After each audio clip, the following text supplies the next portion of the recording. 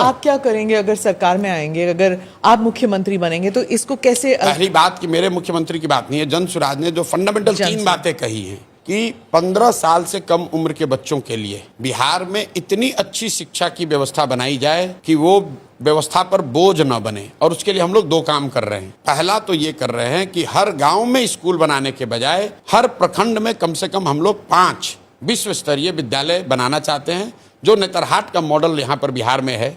बिहार में नेतरहाट एक विद्यालय रहा है, अभी झारखंड में चला गया है।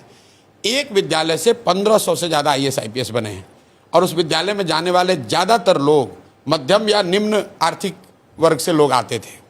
तो हम लोग का लक्ष्य है कि बिहार में हर प्रखंड में कम से कम 5 अच्छे विद्यालय ऐसे जरूर बनाए जाएं जहां पर विश्व स्तरीय पढ़ाई हो। और इन 5 विद्यालयों को बनाने के लिए भी मैं कह रहा हूं कि मुझे 5 साल लगेंगे, क्योंकि हर साल जो यहाँ बजट उपलब्ध है उसमें मैं एक विद्यालय को बढ़िया बना सकता हूँ। दूसरा, जब ये करेंगे, अगर आप 5 विद्यालय बनाएंगे तो उससे क्या होगा, तो पूरे स्कैंडिनेवियन कंट्री में ये मॉडल है कि rather than taking good school to the every village, take kids to the good school.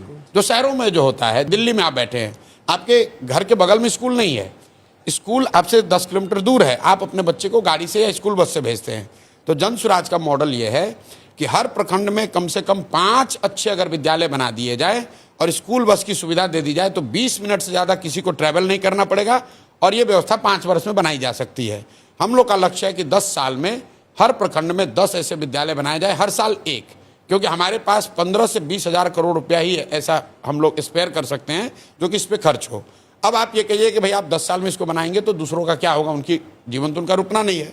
उसके लिए हम लोग जो व्यवस्था बना रहे हैं, जो वेस्ट में व्यवस्था है कि गरीब लोगों को ये सुविधा दे दी जाए कि अगर आप अपने सरकारी विद्यालय से खुश नहीं हैं अपने इलाके के, तो आप अपने बच्चे को प्राइवेट स्कूल में भेजिए वहीं पर, और उसका जो एक रेगुलेटेड फीस है वो सरकार की ओर से दिया जाएगा। कुछ लोगों का ये कहना है कि अरे भाई ये कीजिएगा तो सब प्राइवेट में जाएगा। बिल्कुल नहीं जाएगा।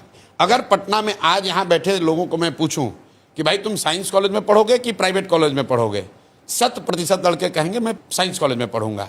अगर आपसे पूछूं कि आपका लड़का पटना मेडिकल कॉलेज से मेडिकल करेगा कि रमैया से करेगा, रमैया का फीस भी सरकार भरेगी, तो आप कहेंगे नहीं भाई हमको तो पटना मेडिकल कॉलेज में जाना है। ये पूरे वर्ल्ड ओवर प्रूवन चीज़ है।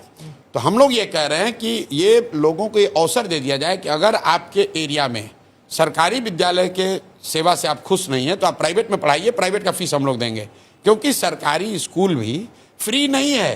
हाँ। ये लोगों का नोशन है कि सरकारी विद्यालय फ्री है। भाई सरकारी विद्यालय को चलाने में औसतन यहाँ एक बच्चे पर करीब करीब प्राइमरी विद्यालयों का खर्चा आ रहा है 850 रुपया प्रति विद्यार्थी।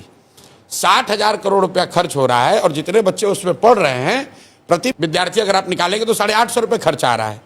और जो वहाँ पर प्राइवेट स्कूल है उसका खर्चा 400 है, 300 है, 250 है। तो जो पब्लिक स्कूल्स हैं, जो सरकारी विद्यालय है, उसको अगले 5 से 10 साल में इतना अच्छा बनाया जाए कि वो एस्पिरेशनल विद्यालय बन जाएं। और तब तक जो गरीब लोग हैं उनको ये सुविधा दी जाए कि आप प्राइवेट में अपने बच्चे को पढ़ाइए, उसका रेगुलेटेड फीस सरकार देगी। तो जो बजट अवेलेबल है अभी हम लोग के पास, उससे उसको हम लोग 3 भाग में बांटना चाह रहे हैं। एक 15 से 20 हज़ार करोड़ रुपया हम लोग ये नए वर्ल्ड स्केल के स्कूल बनाना चाहते हैं, उस पर खर्च करना चाहते हैं।